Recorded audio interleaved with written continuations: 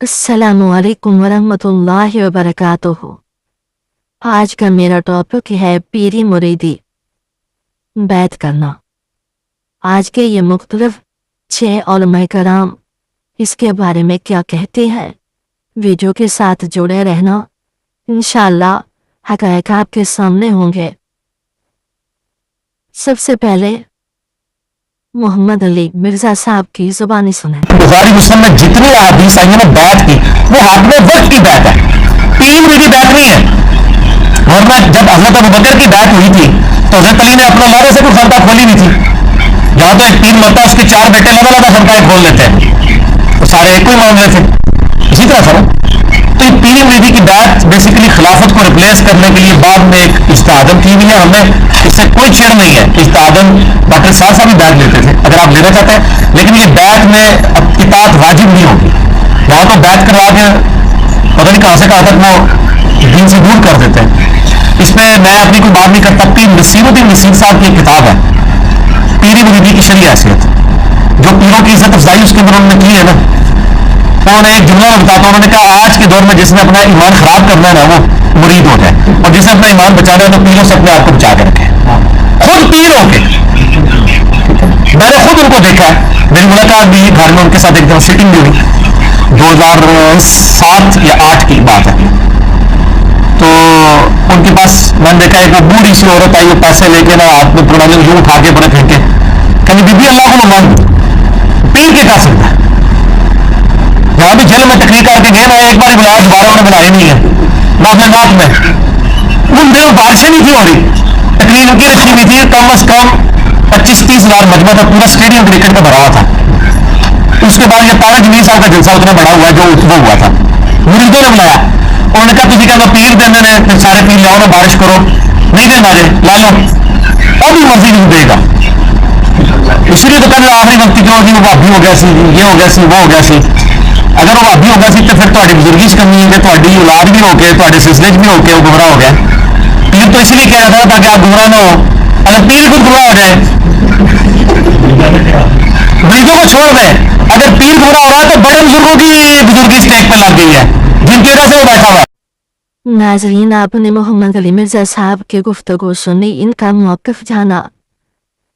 अब सुनते हैं मौलाना मुफ्ती तारिक मकसूद, ये अपना मौक़िफ़ क्या बयान करते हैं, आए सुनते हैं। बैत का जो फलसफा है वो ये है कि आप किसी ऐसे बुजुर्ग के हाथ पर जिसके बारे में आपको इत्मीनान हो कि ये बड़े अल्लाह वाले बुजुर्ग हैं, और सिर्फ यही नहीं कि नेक हैं बल्कि इनका इल्म भी है इनके पास, और मैं जब इनको अपना रहनुमा बनाऊंगा तो ये मुझे सही गाइड करेंगे। मेरी जो रूहानी बीमारियां हैं, मुझ में हसद है, मुझ में बुग़्ज़ है, मुझ में दुनिया की मोहब्बत है, मुझसे ज़िना नहीं छूट रहा, मुझसे बदनगरी नहीं छूट रही, मुझसे शराब नहीं छूट रही, तो इन बुजुर्ग से जब मैं ताल्लुक़ कायम करूंगा तो इनकी अल्लाह वाले बुजुर्ग हैं, इनका तजुर्बा ज़्यादा है, इनको इस्लाह करनी आती है। जैसे काउंसलिंग लेट करते हैं ना लोग, एक दूसरे की लोग बना रहे होते हैं, अपना टीचर मेंटोर बना रहे होते हैं, गोरे भी करते हैं ये काम। तो मुसलमान हमेशा से किसी न किसी अल्लाह वाले बुजुर्ग को अपना मेंटोर बना के उससे फिर इस्लाह लेते रहे। ये सदियों से ये तरीका सहाबा के दौर से चला आ रहा है। सहाबा के भी शागिर्द हुआ करते थे, वो हर चीज अपने उस्ताद से पूछा करते थे। तो बाकायदा फिर ये बैत का सिलसिला शुरू हो गया। नबी सल्लल्लाहु अलैहि वसल्लम ने सहाबा किराम से बैत ली है। वो बैत इस बात पे ली आप सल्लल्लाहु अलैहि वसल्लम ने, सहाबा से भी सहाबिया से भी, कि गुनाहों से बचेंगे, बुराइयों से बचेंगे, शरीयत काम की पाबंदी करेंगे। तो इससे पता चलता है कि बैत सिर्फ खिलाफत में नहीं होती बल्कि बुराइयों से बचने की बैत भी होती है। फिर जब नबी सल्लल्लाहु अलैहि वसल्लम दुनिया से गए तो सहाबा ने खिलाफत पे बैत तो ली है लेकिन ये गुनाहों से बचने वाली बैत नहीं ली। वजह उसकी उलमा ये बयान करते हैं कि इसका खतरा था कि बगावत ना हो जाए, यानी कोई शख्स ये कह सकता था कि मैं इस्लामी बैत ले रहा हूं लेकिन पता चला वो खिलाफत का दावा कर दे। तो जब ये खतरा खत्म हो गया, सहाबा ताबीईन तबा ताबीईन के बाद ये खतरा खत्म हो गया कि अब कोई खिलाफत में बैत नहीं लेगा, खिलाफत के अहल जो लोग हैं वही है बादशाह, इस्लामी खिलाफतें मजबूत हो गई थी। तो फिर बुजुर्गान दीन ने दोबारा बैत का सिलसिला शुरू किया, जो बैत नबी सल्लल्लाहु अलैहि वसल्लम जिसकी बुनियाद रख चुके थे, जिसका कुरान में भी तज़किरा है, ये ख़वातीन से आपने बैत ली कि चोरी नहीं करेंगी। तो ये बैत का सिलसिला सदियों से मुसलमानों में राइज है, और इसी बैत के नतीजे में बड़े बड़े अल्लाह वाले पैदा हुए। आप जो भी बुजुर्ग उठा के देखेंगे माजी में, तो उन्होंने किसी को अपना शेख बनाया होगा, किसी को मेंटोर बनाया होगा, प्रॉपर उनके हाथ पे वो बैत हुए होंगे, اور بیعت کا مقصد یہ تھا کہ ہم اپنے آپ کو آپ کے حوالے کر رہے ہیں، آپ ہمیں جیسے جیسے گائیڈ کریں گے ہم آپ کی ہدایات کے مطابق چلیں گے. تو یہ طریقہ صدیوں سے رائج ہے. تو بیعت کا یہ تصور ہے، لیکن اس میں چند چیزیں ہیں. نمبر 1 یہ کوئی فرض واجب نہیں ہے. کوئی بیعت اگر نہیں ہوتا تو اس کے بارے میں بدگمان ہونا کہ یہ صحیح مسلمان نہیں ہے، یہ غلط ہے. بعض دفعہ بعض ایسے لوگ ہیں جو بیعت ہوتے بھی صحیح نہیں ہوتے، اور جو بعض ایسے ہیں جو بیعت نہیں کیے ہوئے ہوتے لیکن وہ زیادہ اچھے ہوتے ہیں.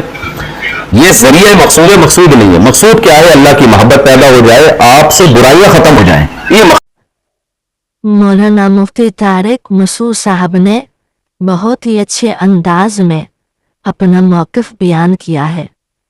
آگے آئے سنتے ہیں اگلے علماء کرام کی گفتگو. پیری اور مریدی کے جو اصول ہیں یا اس کے بارے میں جتنے احکام ہیں وہ نبی کریم صلی اللہ علیہ وسلم اور صحابہ کرام کو بنیاد بنا کر حاصل کیے گئے ہیں کہ رحمت کونین صلی اللہ علیہ وسلم جب کسی کو اسلام میں داخل کرتے تھے تو اس سے باقاعدہ بیعت لیتے تھے.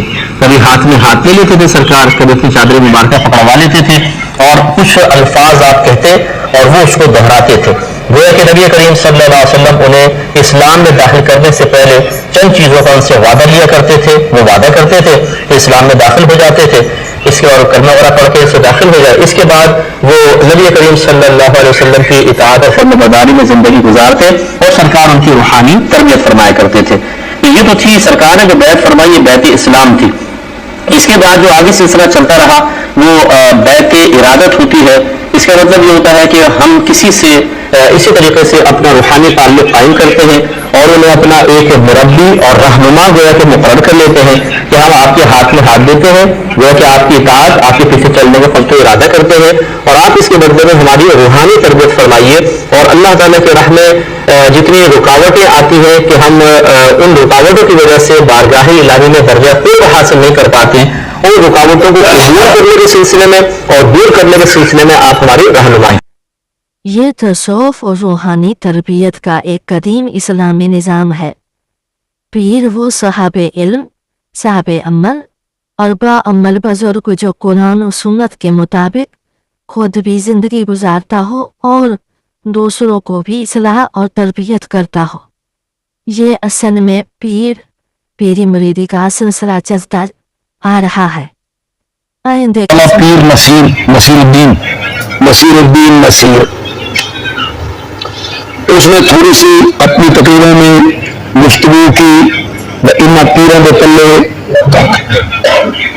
میں پیر کا پترا پیر کا پوترا شیخ عبد القادر جیلانی کی لڑی چاہ یہ جن صفوں پہ تم بیٹھے ہوئے تقریر سننے والے اس کا جو ایک تنکا ہے نا یہ بھی میرے اختیار میں چلو کہہ تو گیا. یہاں تو کئی چپ شاہ ہیں جو جن نے ساری زندگی لوگوں کو بتایا ہی نہیں، اسی میں چلے.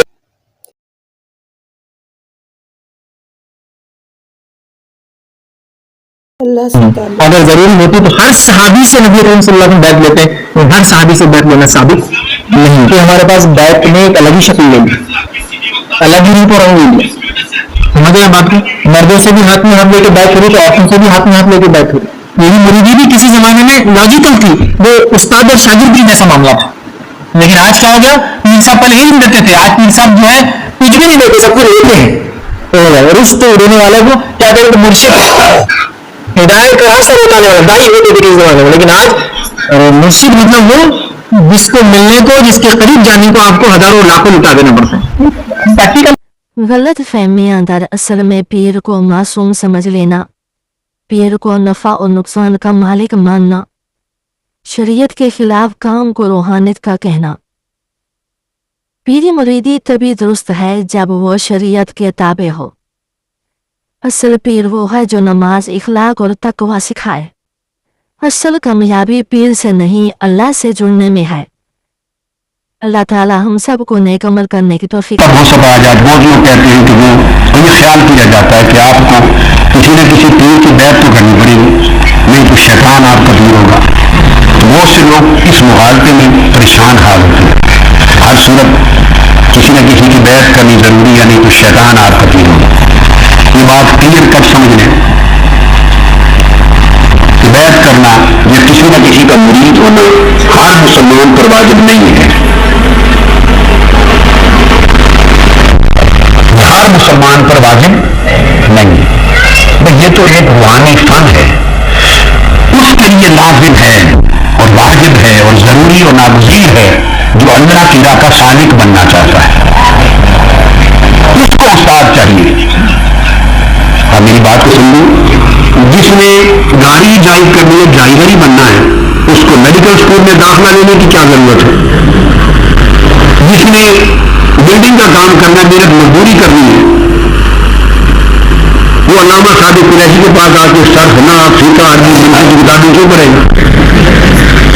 ہم آپ کی صرف ناف کو کیا کروں، میں نے تو کارپینٹر ہی بننا ہے اور بلڈر بننا ہے. استاد ہر فن کا ہوتا ہے اور استاد وہ تلاش کرتا ہے جو اس فن پر چلنا چاہتا ہے، جو اس فن میں آگے بڑھنا چاہتا ہے.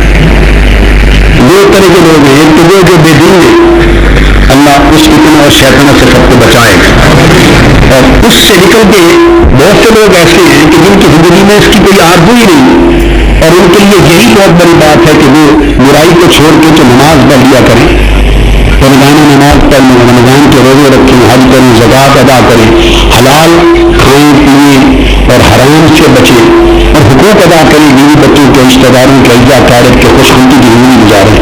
بہت سے لوگ ایسے ہیں جن کا اس سے زیادہ کوئی ایم اور آبجیکٹو بھی نہیں ہوتا. میری بات آپ سمجھیں کہ جنہوں نے میکسیمم اسی طرح سے رہنا ہے اس درجے، اور اس سے آگے بڑھنا ان کو کوئی نہ خواہش ہے نہ آرزو ہے، اس کو کہیں مرید ہونے کی کوئی ضرورت نہیں. جی ناظرین، آپ نے علماء کرام کی گفتگو سنی. روحانی سہارا آج کے پریشان دور میں ایک نیک رہنما نماز کی پابندی سکھاتا ہے، ذکر و دعا کی طرف لاتا ہے اور دل کو سکون دیتا ہے. اخلاق کی اصلاح اچھا پیر سکھاتا ہے، صبر، برداشت، عاجزی، غصہ، صادقی نہ چھوڑنا، اور گھر معاشرے میں اچھا برتاؤ اور گناہوں سے بچاؤ کے لیے مرید کو احساس رہتا ہے کوئی دیکھ رہا ہے، میں اکیلا نہیں، میری اصلاح ہو رہی ہے. نیک صحبت خراب صحبت کے بجائے نیک لوگوں کی محفل اور دینی ماحول برائی سے محفوظ اور برائی سے بچاتا ہے. اور پیری مریدی کا نقصان بھی ہے، جیسے کہ آج کل کے جہلی پیر بنے ہوئے ہیں، علم کے بغیر پیر بن گئے، دین کے نام پر پیسہ لیتے ہیں اور لوگوں کو مجبوری سے فائدے اٹھاتے ہیں.